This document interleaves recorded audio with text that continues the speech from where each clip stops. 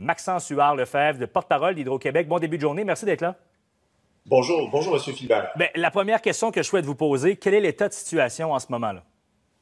Oui, donc hier, pour donner un aperçu, on était à plus de 550 000 clients touchés par les pannes. Ce matin, ça a descendu à peu près à 420 000, donc ça a progressé pendant la nuit de façon importante. Puis on a fait un rappel massif de nos équipes là, pour ce matin. Donc on va avoir des ressources aujourd'hui. À date, là, on était à peu près 700 travailleurs sur le terrain.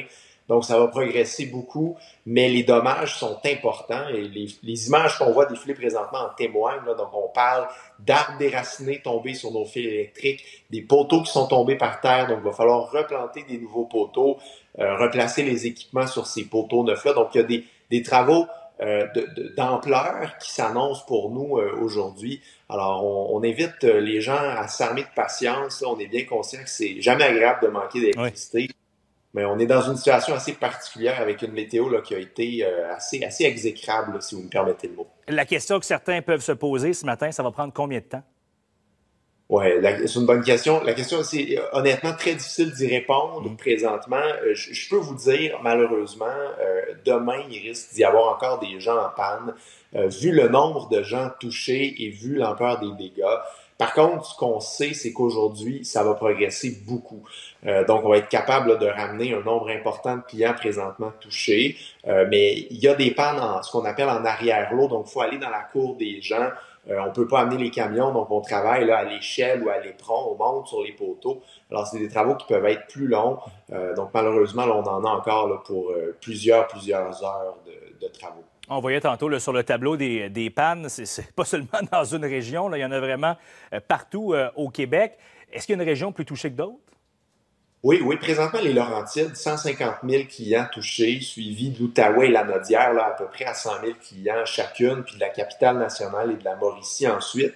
Ce qui s'est passé, c'est que les cellules orageuses sont parties du sud de l'Ontario, puis ont suivi le fleuve Saint-Laurent. Donc, ils ont d'abord touché l'Outaouais de façon importante, après les Laurentides, puis après, ils ont suivi le fleuve vers la Capitale-Nationale. Avant là, de s'estomper. Donc, des fois, on a des événements très localisés qui vont toucher des gens dans une région, mais là, ça a parcouru la province d'ouest en est, là, ce qui explique qu'il y a autant de gens touchés. Vous parliez tantôt là, des arbres qui sont tombés sur des fils. Est-ce que c'est ça la principale cause des pannes en ce moment ou il y a des éléments plus graves encore que ça, par exemple? Oui, il y a plusieurs choses. Ce qu'on trouve souvent, c'est des branches d'arbres qui tombent sur les fils. Ça cause un court-circuit. Donc ça, c'est des pannes qui sont assez faciles à rétablir. On va retirer les branches, on va fermer les disjoncteurs. Ça permet de rétablir le courant. Mais il y a aussi des pannes avec des dommages majeurs. Donc des poteaux qui sont carrément brisés puis par terre, avec des transformateurs qui sont tombés sous la force des vents. Puis des fois, ce qui arrive, c'est que les arbres avec leur feuillage vont porter dans le vent, vont être entraînés par les rafales et ça va les pousser sur les fils d'Hydro-Québec.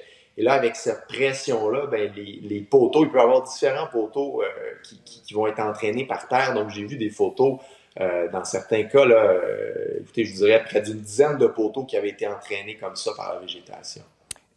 Qu'est-ce qu'on demande aux gens là, en ce moment? Est-ce qu'on peut faire quelque chose pour aider les équipes d'Hydro-Québec si on se trouve dans des zones qui sont touchées, là? Je vous dirais, si j'avais une demande à faire, là, si vous voyez des fils par terre, ne vous approchez surtout pas. Appelez le 911. Il y a déjà beaucoup de zones dans la nuit qui ont été sécurisées. Donc, les gens appellent le 911. Les pompiers, la police se présentent, sécurisent les lieux. Puis après ça, les équipes d'Hydro-Québec peuvent venir puis intervenir. Donc, si vous voyez des fils par terre, gardez la plus grande distance possible. Appelez le 911. Puis on va pouvoir sécuriser les lieux. Donc, il y a beaucoup d'endroits comme ça présentement, là, surtout en Outaouais puis dans la Nodière et les Laurentides. M. Maxence Huard-Lefebvre, porte-parole d'Hydro-Québec, merci d'avoir pris le temps ce matin et on pourra se parler en cours d'avant-midi pour voir comment la situation évolue. Oui, tout à fait. Au plaisir. Merci, bonne journée.